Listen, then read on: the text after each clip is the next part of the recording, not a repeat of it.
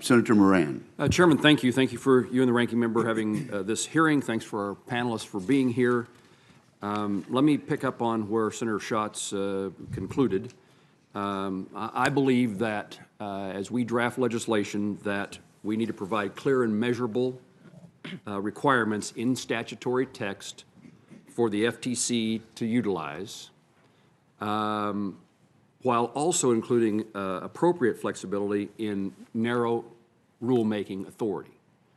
And the goal there is to put the broad words in place that Congress believes is appropriate, and then to give the FTC authority to as technology changes, for example, to make decisions over time that narrow the scope. So I think what I heard from all of you is that there would be agreement in that regard.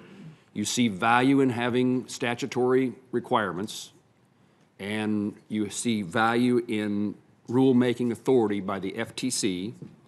And I heard a caveat, at least with one of you, which I think it makes sense to me, it does make sense to me, that the guardrails are necessary in regard to that rulemaking authority. Anybody want to contradict what I think you all are agreeing to? Good. Then secondly, the question of fine, the ability to impose fines. So that makes sense to me as well, but let me have you explain for me how you think that civil authority should work. One of the suggestions that the GAO made to enhance internet privacy oversight was civil penalties for first-time violators.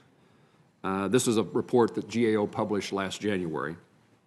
And again, I think I heard all of you say that you'd be supportive of that kind of authority, although I wouldn't be surprised that some of you would want to tell me what that fine authority ought to be. Just broad fine authority? Want to narrow it down? I'll just say, we want a high-level standard, national standard, and we believe for it to be effective, it has to have teeth, which means giving the FTC the authority to fine in the first instance. And then Senator Schatz talked about the resources necessary. I'm a member of the Appropriations Committee that funds the FTC. Maybe this is for you, Mr. Chairman, Chairman Leibowitz. When you say additional resources, what does that mean? Senator Schatz said staffing. What's missing at the FTC to do, well, maybe the resources are inadequate today, but as we add greater authorities, what is required? Well, look, you don't want the quality of the agency's work to be strained by the quantity of demands placed upon it. So that's at a high level. At a more granular level, the number of FTEs at the FTC is right about where it was in 1980. The population of the United States has grown by 100 million since then. We're talking about the most complex issues involving online data when you're doing investigations.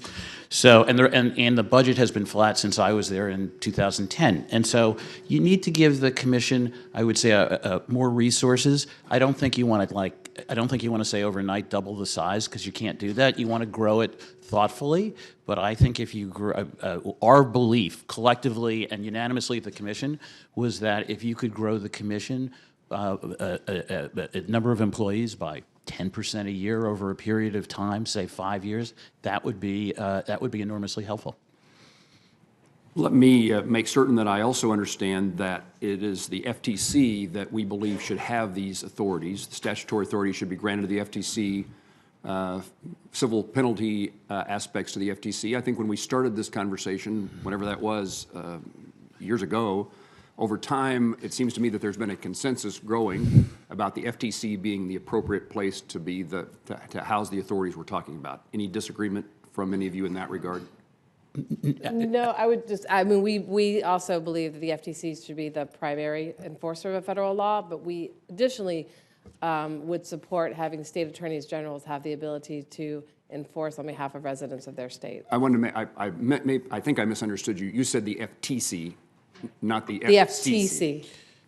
You said FTC, correct? Yeah. Mr. Leibowitz's former agency. Yes, FTC, but we also support state attorneys general, and in COPPA, that's the regime that Congress gave to the FTC. The FTC enforces and state AGs enforce. Okay.